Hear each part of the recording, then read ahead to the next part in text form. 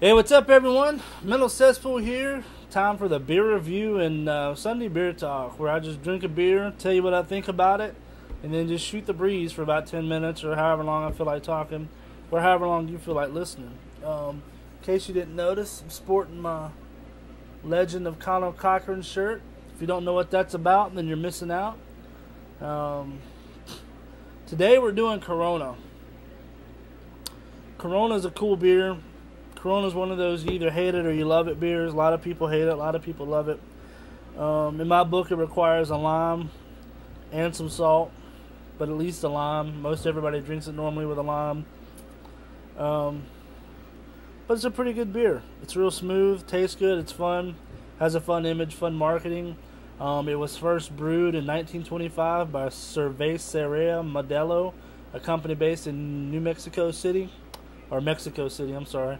It was imported into the United States until 1979. Nowadays, you can pretty much get it anywhere. Corona is not available from a keg. You can only get it from the clear glass bottle. So yeah, if you have a beer, grab it real quick and let's shoot the breeze. So anyway, did y'all hear about the 74-year-old grandma, Ernestine Shepherd? She earned her way into the Guinness Book of World Records by being the oldest female bodybuilder. Chicka is in shape, let me tell you. She would make myself and most anybody I know look ridiculous. For you football fans, your boy Tony Romo of the Dallas Cowboys and Candace Crawford got married at the Arlington Hall Mansion at Lee Park. They rented the whole compound and ultimately got married outside in a tent. Not really sure why. It seems like if you had all that money and all those connections, you'd have some extravagant wedding outside of a tent. I know it was really hot that day, so it's not like anybody's going to be outside the tent from what I hear, but still.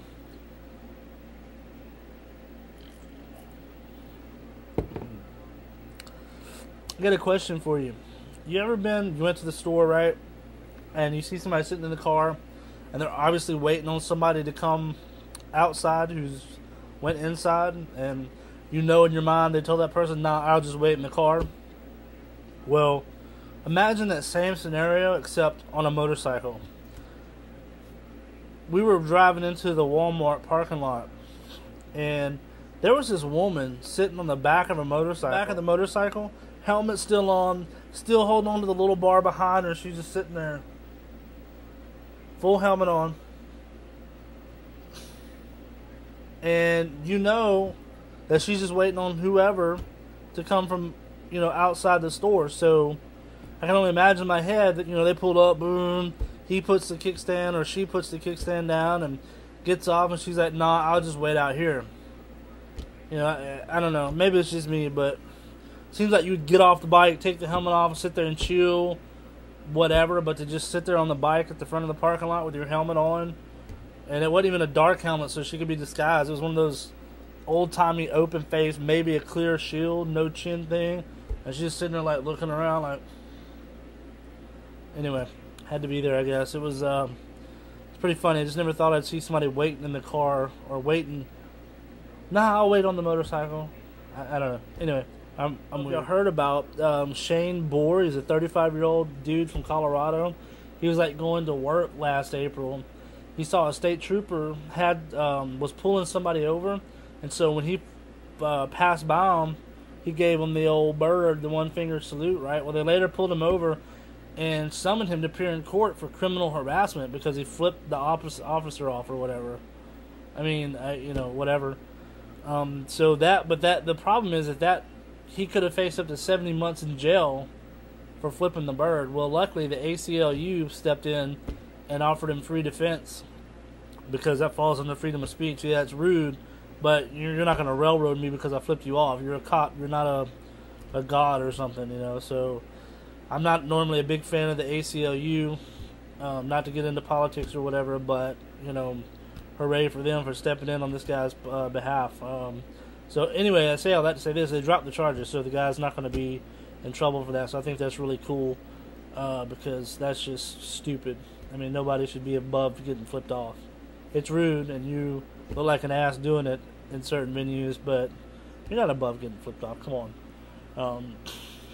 But anyway, So there was another. No, I'm sorry. I said 70 months in jail. I was thinking of the dude I'm fixing to tell you about. The guy that flipped him off, he could have faced 6 months in jail, not 70 months. That was wrong. The guy that could have faced 70 months was actor Sam Jones. He acts on the ER, and he's appeared on Smallville and Blue Mountain State. He was arrested for trying to push or sell or move 10,000 oxycodone pills. Now, he told authorities that the reason he was doing it was to help a friend out who owed the Mexican cartel $90,000. Now, I don't watch Smallville. I don't watch ER anymore. I used to watch it back in the day when it was good. And I don't watch the Blue Mountain State. But I got to think that somebody who's acting in that many TV shows hopefully passed the $90,000 mark. But evidently he didn't, because he rolled the dice and put everything on the line and risked it all to try to sell 10,000 oxycodone pills, which turned out there was no pills, there was no Mexican cartel, there was no friend that he was trying to help out. It turns out it was all just a big setup by the DEA to bust his ass. So that's pretty messed up. I mean, if you're an actor and you've got a good career going and your friend comes to you and is like, oh, I owe that Mexican cartel $90,000, would you help me sling these 10,000 oxycodone pills? Okay. Why would you do that? Go to the bank, take out a loan, do something. Don't put your career on the line because, you know, Ricky Retardo over here owes the Mexican cartel $90,000. No, man. Y'all tell me something. What's going on with y'all? Oh, let me tell you a story. I'll tell you a story. I'm reminded of this story because the other day I got a phone call saying my water bill was due. I don't particularly keep up with bill due dates now, but back in the day I really didn't. And one time they actually cut my water off, so that kind of perturbed me, right? And it was war then. I'm like, you know, come on, I've been paying you water bill for how long now, and you're really going to cut me off because I'm a little bit late? I mean, seriously? I'm not going anywhere. You know I'm going to pay you. Who hasn't been 4 or 5 months behind before? You know, it's not a big deal. You know I'll pay you.